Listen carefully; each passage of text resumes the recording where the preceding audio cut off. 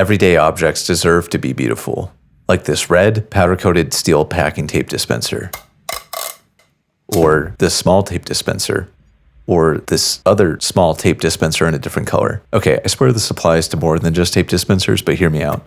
Back to this Ferrari red packing tape dispenser. Like a Ferrari, it's made in Italy. Unlike a Ferrari, it only costs $20. Pricey for a packing tape dispenser, but back to being like a Ferrari, this tape dispenser is display worthy. Maybe I'll display it on these kitchen shelves, or on my office shelves, or on our studio shelves. Wherever I display it, I want to display it upright, which isn't currently possible. So let's solve that. Looking through my lumber rack, I have some cherry offcuts from a cutting board that was given to us.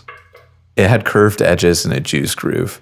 I didn't like the curved edges, and the phrase juice groove makes me feel weird, so I cut them off and kept the scraps. I also need some wood for the base, like this rough piece of walnut.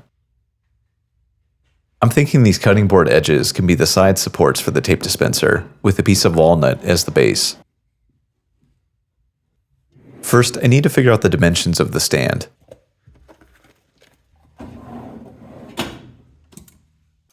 I'll get some rough measurements so I can center the tape dispenser on the offcuts and trim them to a matching width.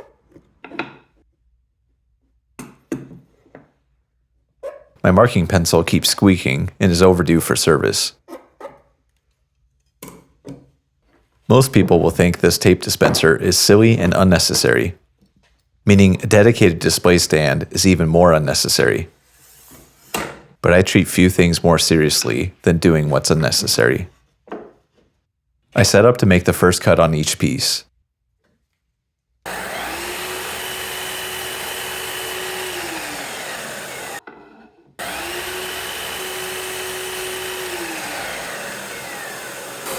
My first attempt at cutting them to final width resulted in kickback, with a chunk flying directly at me.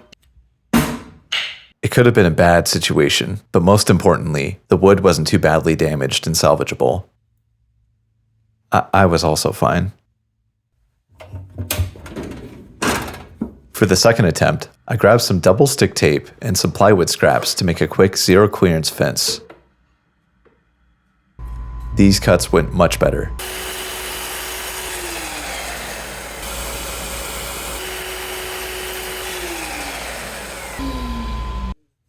From here, it's all relative measurements to establish the width and mark the final length of the base.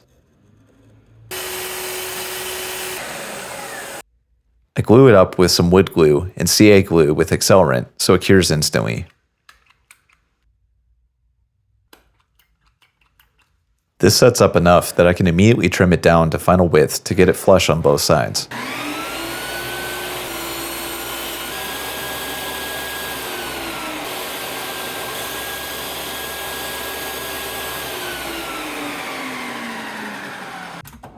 Then just some quick sanding to break the edges. It's important when sanding to maintain a consistent beat count and tempo.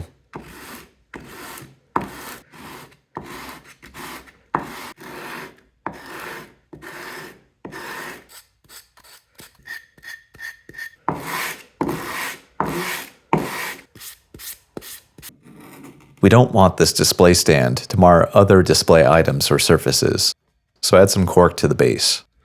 And after trimming the cork to size and breaking the edge, it's time to apply some cutting board oil finish. Otherwise, I run the risk of the cutting board cutoffs rejecting a finish not made for their original purpose. Lastly, it's time for installation.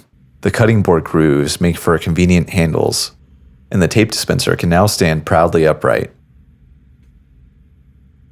Although, I think I like it on its side better, rendering the display stand inessential, which makes it even more successful.